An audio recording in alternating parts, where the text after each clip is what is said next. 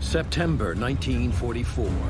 After months of vicious fighting, tanks from the U.S. 3rd Armored Division reach the frontier of Nazi Germany, confident the war is in its final days. The Allies did think that the war was going to be over by Christmas. But German forces put up a furious defense of the fatherland. And they just picked off our tanks, 1, 2, 3, 4, just like they were in a shooting gallery. Against battle-hardened opponents, the Americans quickly learned that invading Germany will be a long and bloody campaign. The army was fighting to stop the enemy from entering the fatherland. As both sides roll out their newest armored titans in the battle for Germany. The tank that we got into was that one-of-a-kind tank. It was a fight right on to the very end.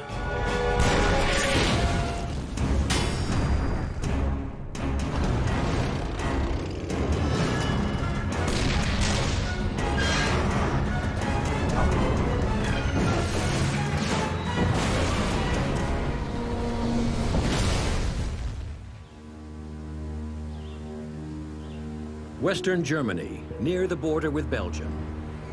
In the closing months of World War II, this was a scene of intense fighting as Allied forces battled their way into the fatherland, mile by bloody mile.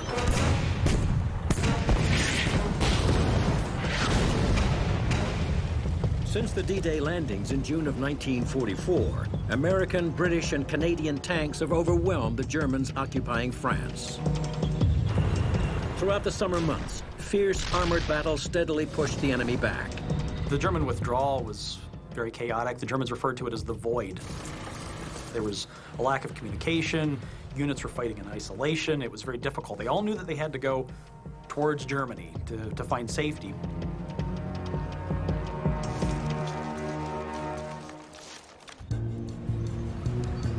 And by September, the Allies are nearing the German frontier. The attack into Germany will be spearheaded by the U.S. 3rd Armored Division. The first obstacle they face is a series of defensive fortifications known as the West Wall, or Siegfried Line, that the Germans have built along the border. Siegfried Line was similar to the Maginot Line that France had built. They would have had a number of bunkers, a lot of established fortifications that were there to turn certain areas into kill zones. Though it looks impressive, with hundreds of kilometers of anti-tank barriers known as Dragon's Teeth, advanced scouts from the 3rd Armored Division discover weak spots in the line. Then they come up with a simpler way to get through the German defenses. They brought up bulldozers and bulldozed dirt up over the Siegfried Line so the other tanks and trucks and everything else could run up over the top of it just to push more material and more people into Germany. My tank was back about 8 tanks. We weren't being shot at the moment, so I could take my periscope and look around and see what was going on. I could see the dragon's teeth and that sort of thing, so I knew we were going on by them. We thought once we got through the Siegfried Line, you know, they'd say, well, you know, they're inside, we might as well quit. The Allies did think that the war was going to be over by Christmas. A lot of them did, at least. They are the first invading army to cross the German frontier in force since the age of Napoleon. So the Americans are uncertain of how the enemy will fight. By late 1944, much of Germany lies in ruins. Its cities have been bombed relentlessly, its armed forces decimated. Now, to finish the war and put an end to Hitler's Third Reich, the Americans assemble a massive invasion force from the U.S. First Army, with 100,000 combat soldiers, hundreds of artillery guns, and more than 1,200 tanks, including 850 of their armored workhorse, the Sherman. The M4A1 has a short-barreled, low-velocity 75mm main gun with an effective range of just 800 meters. And with only 51mm of frontal armor, it's vulnerable to German high-velocity cannons. All the way through training, I was just impressed with this tank. You know, it was 32 tons of steel.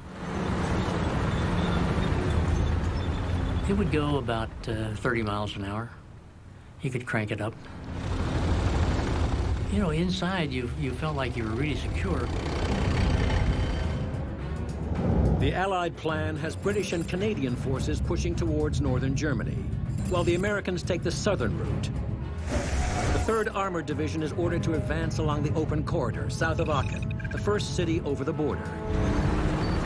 That was a supposedly easy route to cross the Ruhr River, get to the Rhine, and then establish crossings, and then from there it was, you know, going to be the end. At a road junction, tanks from E Company halt as their commander decides which way to go.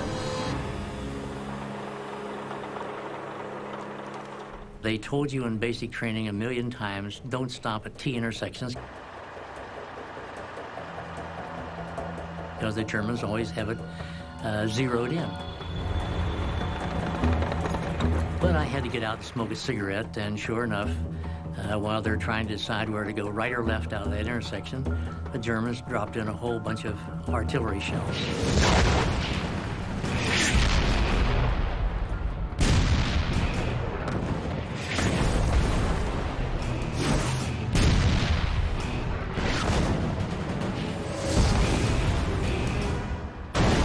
My tank commander screamed out me to get back in the tank, which I did in a hurry, and then off we went. For a moment, there was, you know, almost a panic. You know, where else are they?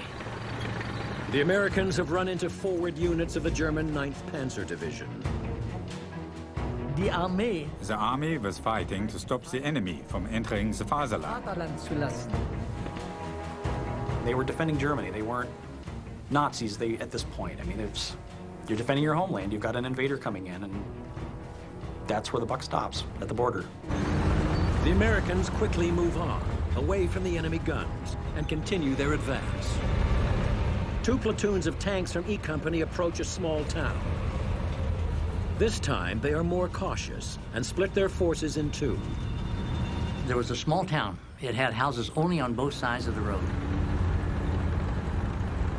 Behind this row of houses, there was a hill, and on this side, there was a big open field, and then a slag pile from the coal mine. 4 tanks went on the outside of those houses. The 4 tanks that I was with went right up through the middle of town. So we were all just really alert. But the Germans have anticipated this American tactic.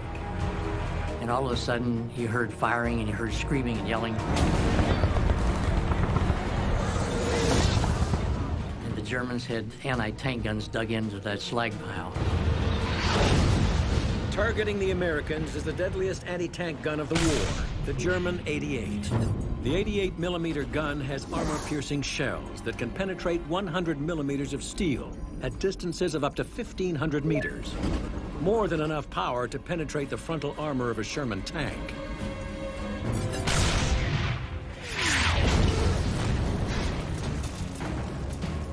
The one that everybody talked about was the German 88.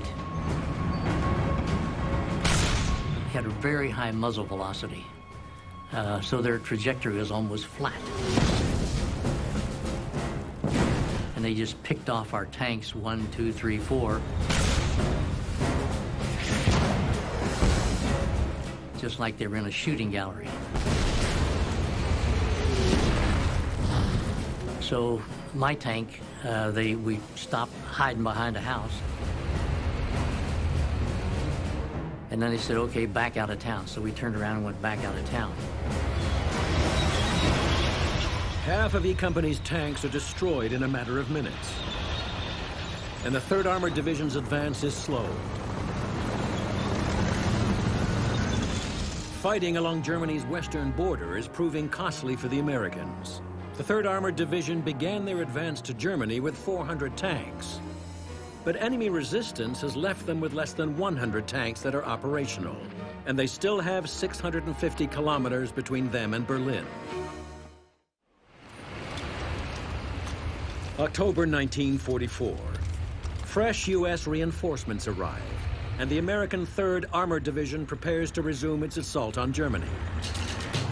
But the fighting near the border has delayed their advance and allowed the Germans to bolster their defenses. The first city inside Germany that the Allies plan to seize is Aachen. The Allies went through the Aachen area because it was considered a route through the heavily forested, heavily mountainous area of Western Germany.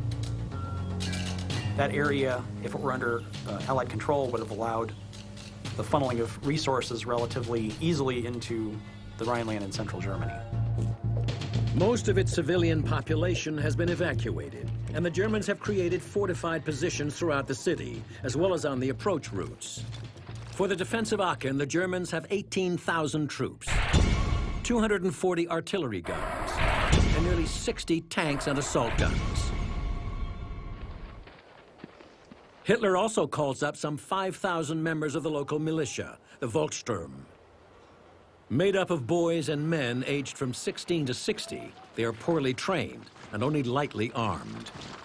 And Hitler gives the order that all of Aachen's defenders must stand firm against the Americans or die at their posts. Wir wurden ja praktisch verheizt. We could not retreat, not even a meter. We had to hold our position, and if we did not, we knew we would be shot. Mussten wir mit rechnen, erschossen zu werden. That is why we endured all Haben wir this. ausgehalten.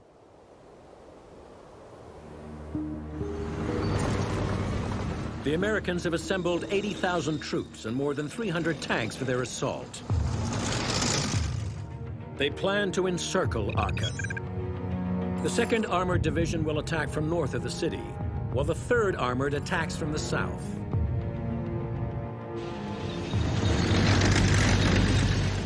Shermans from the 3rd Armored Division's 33rd Armored Regiment are ordered to proceed towards Aachen. But first, they must face the battle-hardened veterans of the 116th Panzer Division.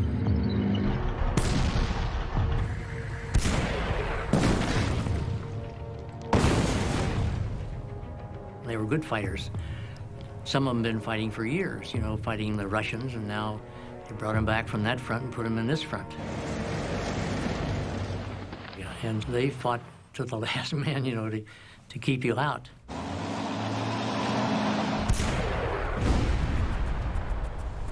The terrain south of Aachen provides a defending army with many positions from which to ambush attackers.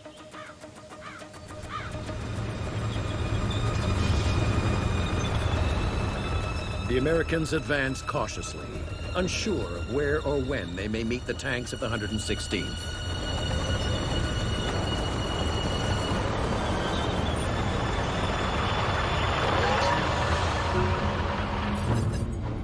The Panzer IV is the most widely used tank in the German arsenal. It is armed with a high-velocity 75mm gun and boasts 80mm of frontal armor, more than the Sherman. But its sides are vulnerable to the American tank, having only 30mm of armor. You were hoping you didn't have to have a battle with them head-on. What we were trying to hit was the side of them. To hit them front-on was a waste of your ammunition. You had to get them from the side. Tactic was to get somebody over here to start shooting at the German tank. And in order for him to shoot at this tank, he had to maneuver his tank around to get some protection.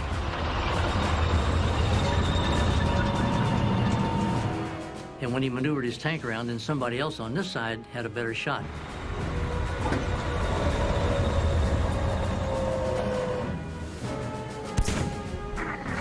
The side shot misses the Panzer IV. A Sherman approaches head-on, and the German crew capitalizes on this opportunity.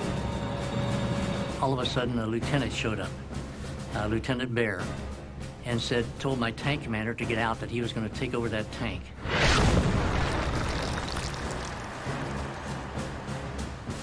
Lieutenant Baer had lost 2 tanks that day already.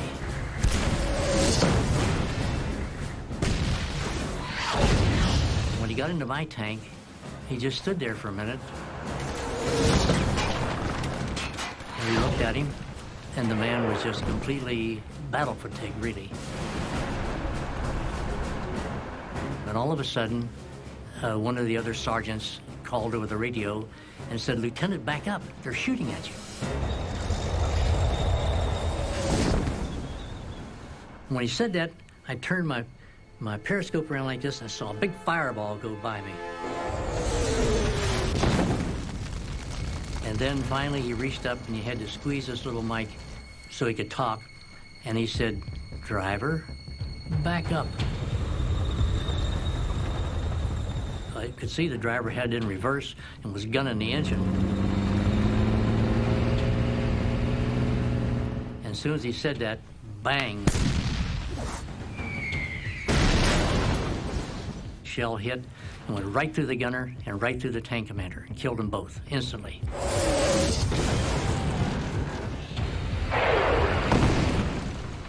The tank driver had gotten out, and so I dove out of the turret, down into the tank driver's seat, out over the side. And just as I went out over the side, the tank got hit the second time, and this time it started to burn and explode.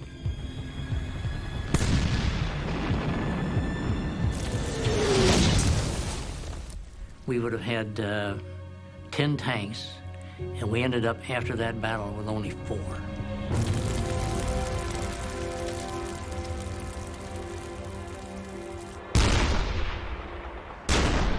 The Americans fight their way into Aachen on the 13th of October.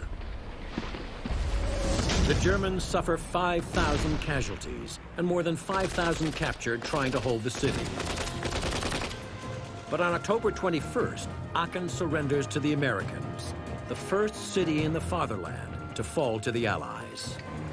Now central Germany lies before the 3rd Armored Division. The thought kept going through your mind, well, they'll quit now. When they didn't, that was what really came as a surprise.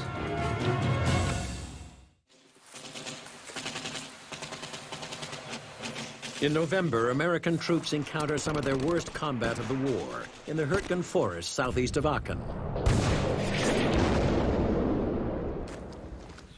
With their troops tired from months of fighting, their invasion of Germany stalls. A stalemate sets in on the front lines.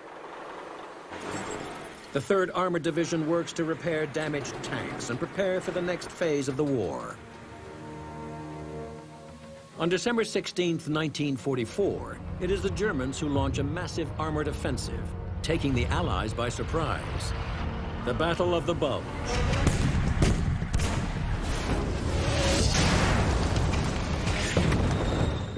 The German plan is to slice through enemy lines and drive towards Antwerp, trapping more than 1 million Allied troops.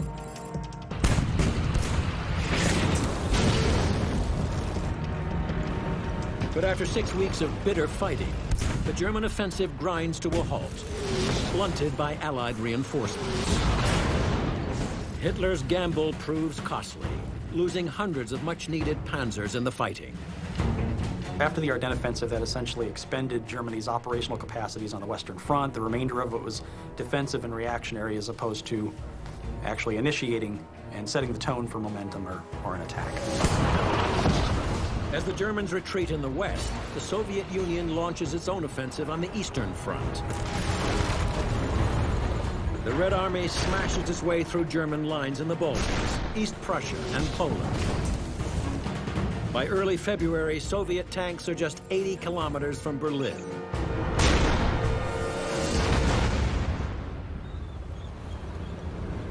On the Western Front, the Allies now resume their invasion of Germany. Their first objective is to seize bridges over the Rhine River, the last natural barrier to central Germany. Tanks from the 1st Canadian Army are to advance through what's known as the Hochwald Gap and capture key bridges on the Rhine, near the German town of Xanten. But as the Canadians move into Germany, they must overcome fierce resistance. You have to take into account, here's the Germans. Their very livelihood depends on preventing the Allies from seizing the bridges. If the Canadians seize the bridges, it's no time until they've surrounded the Ruhr and their lifeline is finished. And they were able to hold a force 5 times their size at bay for 31 days. After weeks of intense combat, the Canadians overcome German resistance, and their armor finally reaches the Rhine River. And as they cross it and move deeper into Germany, they see the effect of the war on the civilian population. We were approaching this small town. It was called Wesel. Prior to us arriving there, the British or Canadian Typhoon rocket plane came in with their rockets and strafed the town, and they just messed that town up terribly. And we were walking through the town at the time, and man, we couldn't believe it. Rubble on either side piled up. The homes are totally gone. What people were around, they had carts, and they were picking the bodies up and putting them in carts. The bodies looked like mannequins, you know, like a statue, like you see in the store. And they were all in the debris and everything else. In the first 2 months of 1945, the Germans lose close to 1,000 tanks. Over 500,000 soldiers and civilians become casualties as they try to prevent total defeat. A lot of the Germans that were coming up to the front were passing through a lot of the urbanized areas that had been bombed by the U.S. and Britain, and that added to their resolve. They'd seen what they'd done to civilians. They wanted a little payback. So some of these groups were motivated. Aber bei vielen Kameraden, My fellow soldiers, whose homes had been destroyed, they said, "What am I supposed to do at home? I would rather take another American with me to the grave." dann nehme ich lieber noch ein paar Amis mit, so war der Ausdruck. And it is German troops like these that the U.S. 3rd Armored Division must now face as they resume their advance. They are tasked with helping to capture the biggest Allied target in Western Germany, Cologne. By seizing this city on the Rhine River, the division can open a route into central Germany. We knew that when we got back into combat, it was going to be to head towards Cologne. It was quite an objective, and the Germans didn't want to give it up. We had a real battle on our hands with the tanks. The Americans will make a frontal assault on Cologne, Germany's 3rd largest city, with tanks leading the way. Cologne has been bombed repeatedly. Street after street lies in ruins, providing the defending German troops and their Panther and Tiger tanks countless number of positions from which to ambush the Americans. There was so much bomb damage. The buildings were all collapsed, and the streets were very narrow, and we had obstacles all over. Everything was bombed, except the cathedral. That was in good shape. I recall our lieutenant said, "Gentlemen, I give you Cologne. Let's knock the hell out of it." The Germans zeroed in on us with artillery.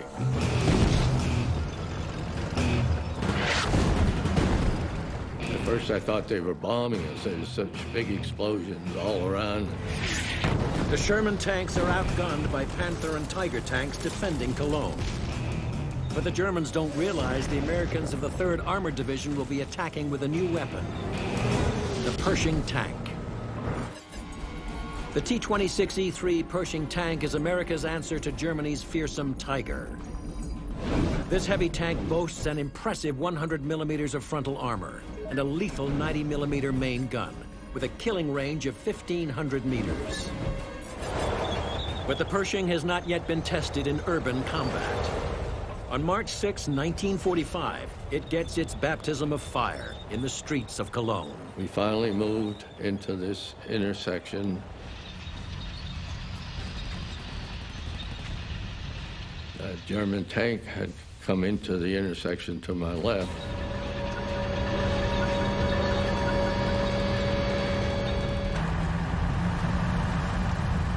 and just far enough that he saw us and he backed away. I fired armor-piercing shells through the building. I figured maybe I will get a lucky hit. The top of the building collapsed and fell on top of the German tank.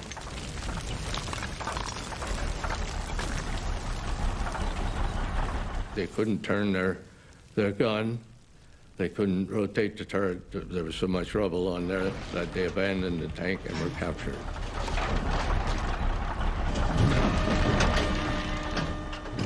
The Americans continue to advance towards the city center. They are guided by the towers of the medieval Cathedral of St. Peter that loom over Cologne. You could see that from a distance, you know. You see the spirals up from the top of the cathedral. As they near it, the Americans' progress is hindered by a deadly enemy tank. The Panther is armed with a high-velocity 75mm main gun, capable of hitting targets over 1,000 meters away. It has 80mm of frontal armor, but sloped, this becomes effectively 145mm of protection. We headed down toward the cathedral. As we got closer, found that the German tank had fired from the plaza in front of the cathedral and knocked out one of our tanks. Our Sherman tanks were not very good. They were no match for the Panthers anyway. The Americans bail out of their burning tank, but 3 of the 5 crew die. To defeat the enemy tank, the Pershing must outflank the Panther. D Company radioed over to us and asked us to go down and get the German.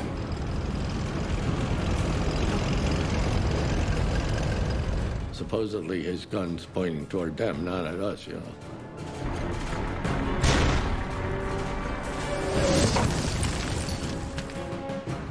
As we went into the intersection, the driver had his periscope turned, looking up toward the German tank. As he came into the intersection, he saw their gun coming around to meet us. And instead of stopping, he floored the throttle down and went roaring right out into the middle of the intersection. Unlike its opponent, the Pershing is equipped with a gyro stabilizer, a device that allows the main gun to be fired with accuracy, even while the tank is in motion. As soon as I could, I fired once, I hit him, and I fired again.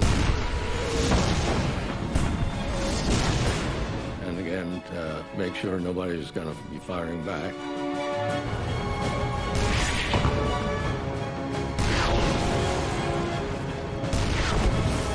After the third shot, they burst into flames.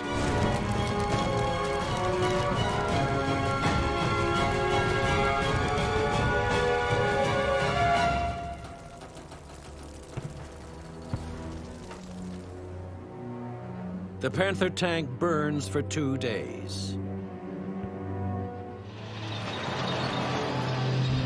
By March 7th, the Americans mop up the last pockets of resistance, and Cologne's defenders surrender.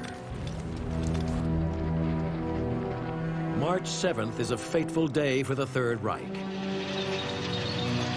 The same day, Cologne is captured. A crucial bridge over the Rhine is seized at nearby Remagen. And American armor is soon pouring across it to the eastern side of the river,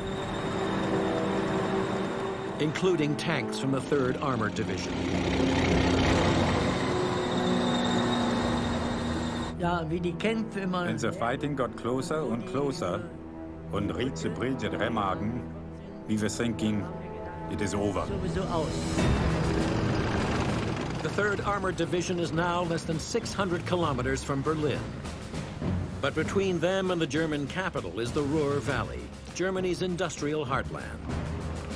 And 500,000 Nazi troops, determined to protect their nation at all cost. March 23, 1945. The Allies launched their offensive into the Ruhr region. The attack will be a classic pincer movement, with the 9th U.S. Army attacking from the north, and the 1st U.S. Army attacking from the south. If they succeed, over 350,000 soldiers from Germany's Army Group B will be trapped. But the Germans are led by one of the finest defensive commanders of the war, Field Marshal Walter Model. To defeat him, the Americans must destroy his panzer forces. So the 3rd Armored Division is ordered to make a dash towards the city of Paderborn. Paderborn was a very important post for us. That's where the main panzer schools were. That's why we were headed up in that direction. The Americans fear the German panzers based at the Paderborn Training Center will mount a counterattack. So the city must be captured, and quickly. This drive from Marburg to Paderborn, about 90 miles, 144 kilometers, and we did it in one day. I believe it was the longest drive of any armored formation for the U.S. during World War II.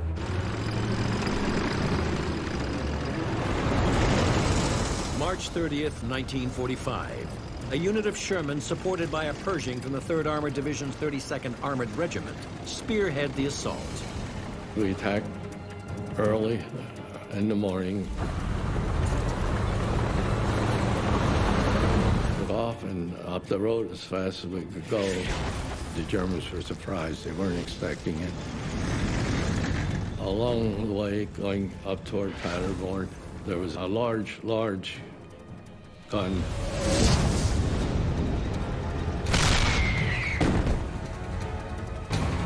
Was setting up on our right side.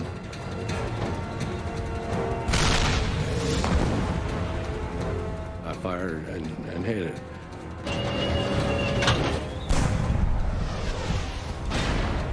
And took off again and drove hell-bent down the road. We kept moving, so we wouldn't be a sitting target.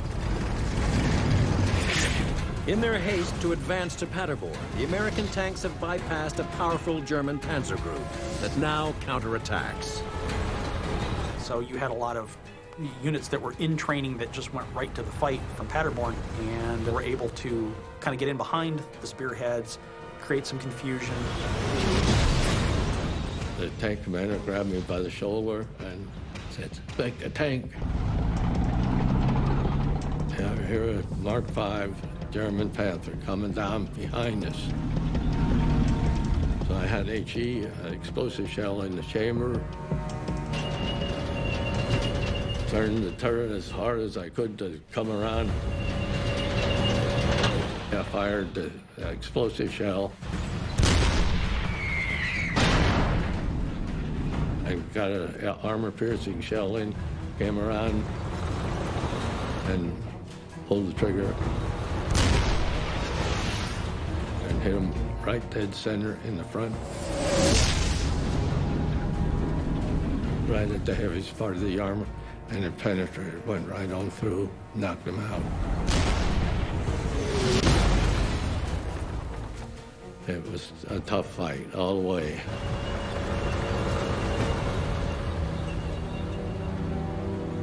Out of all the tanks, well, I had 15 tanks attacking down there, only 2 of us made it.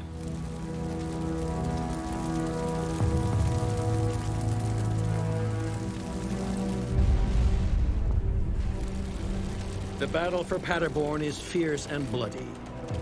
But after 3 days of fighting, the Americans overwhelm its defenders, who surrender on April 1st. That day, U.S. forces complete their encirclement of the Ruhr region, sealing the fate of Army Group B. The commander of the defeated German forces, Field Marshal Walter Model, commits suicide rather than surrender. The capture of the Ruhr industrial region in Western Germany would have crippled what was left of the Germans' ability to manufacture aircraft, tanks, pretty much their ability to conduct the war. The days of the Third Reich are now numbered.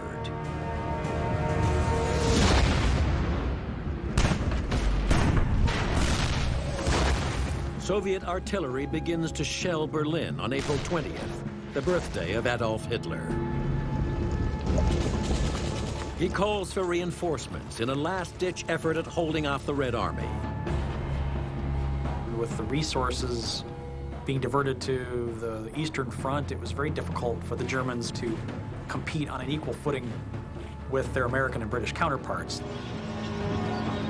As they move eastward and closer to Berlin, the 3rd Armored Division encounters little opposition in the small villages and towns, as many enemy troops simply surrender at the sight of American tanks.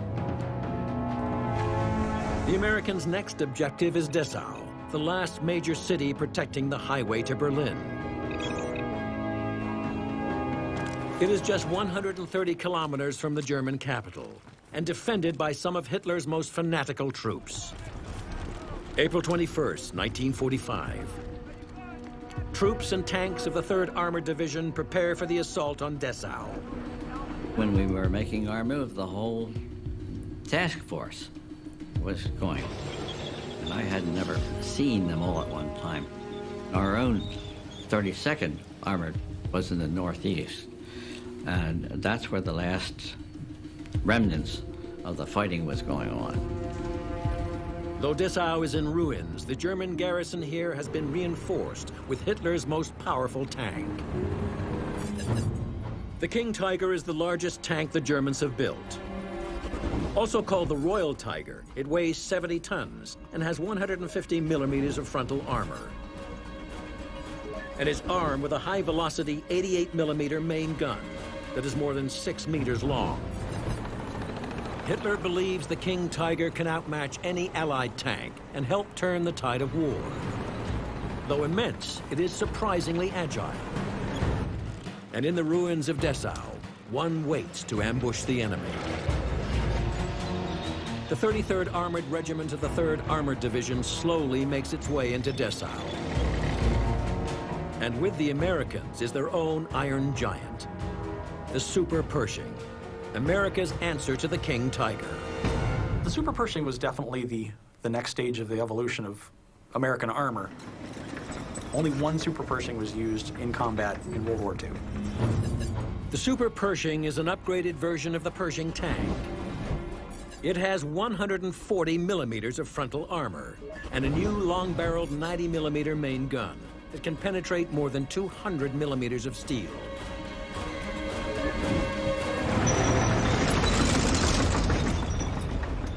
Tank that we got into was that one-of-a-kind tank. This was a case where this Tiger Royal, this is the big guy, one of the few that I saw at this end of the war.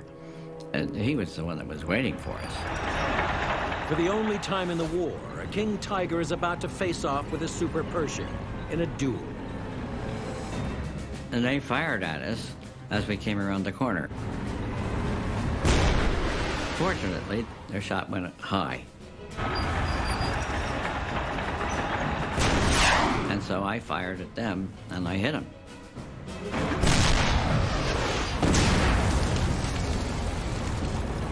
Glanced a pretty serious blow.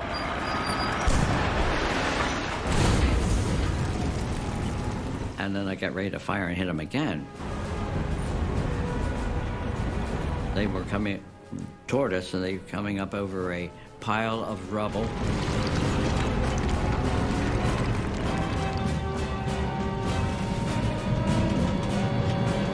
And the underside of their tank was completely exposed. And when I hit that thing, it exploded with all that ammo and everything. It destroyed that tank. Tank commander, he was surprised. He said, "Great shot, kids. You really did it."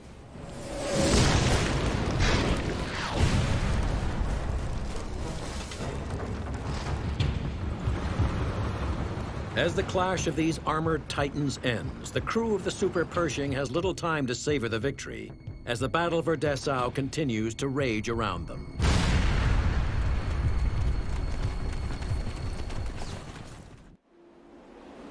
In the final days of World War II, the Americans control much of the city of Dessau. Yet the German defenders still hold out, knowing that if the city falls, the road to Berlin will be open. We're well into Germany. We're past the Rhine.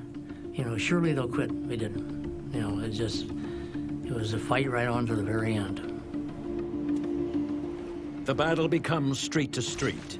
American 3rd Armored Division tanks support infantry, clearing out the last pockets of resistance. We continued, dude. I mean, that wasn't the end of the war for us. I mean, we were still in Dessau, and we were taking the city to the end.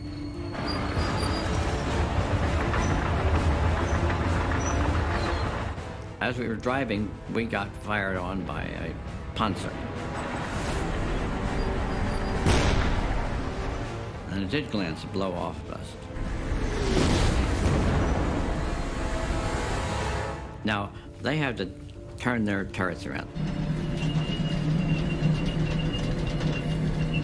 They didn't have a power traverse like we had. And so it took time. And so while he was doing that, I told our driver,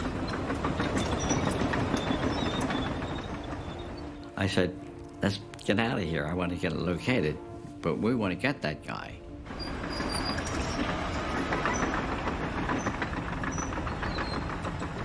There was a big factory there.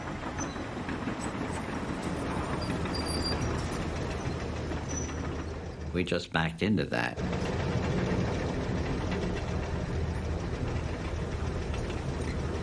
So we'd be out of the way. We were in the building itself.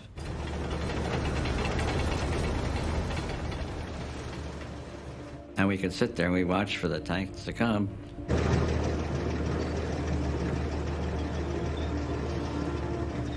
And that's when I fired.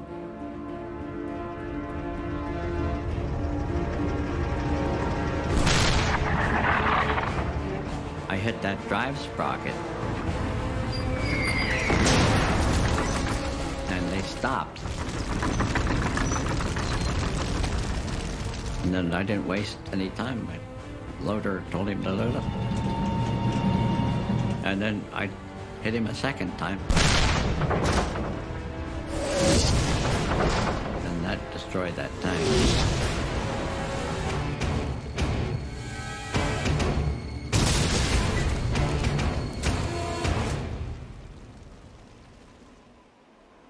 The city of Dessau surrenders to the Americans on April 23, 1945. 7 days after the Americans take Dessau, Adolf Hitler commits suicide.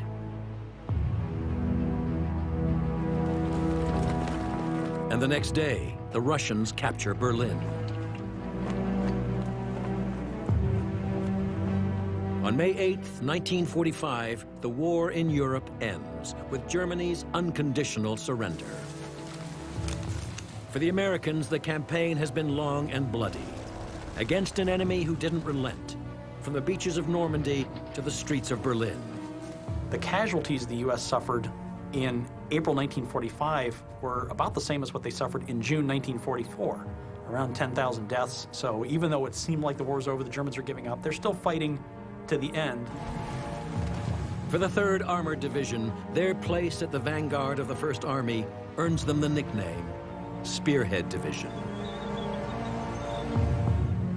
The 3rd Armored Division was the first one to go through the Siegfried Line, first one to fire an artillery shell on German soil, first one to shoot down a German plane on German soil. We really earned that name of Spearhead. That's all there was to it. And being at the spearhead comes with a cost. The 3rd Armored Division lost over 600 tanks, 2,500 killed, 10,000 who were injured. More tanks and more men than any other armored division in World War II. I lost my loader, a good friend, and some other buddies, and I realized, Nick, grow up. I was an 18-year-old kid, and I became an 18-year-old man in a short time.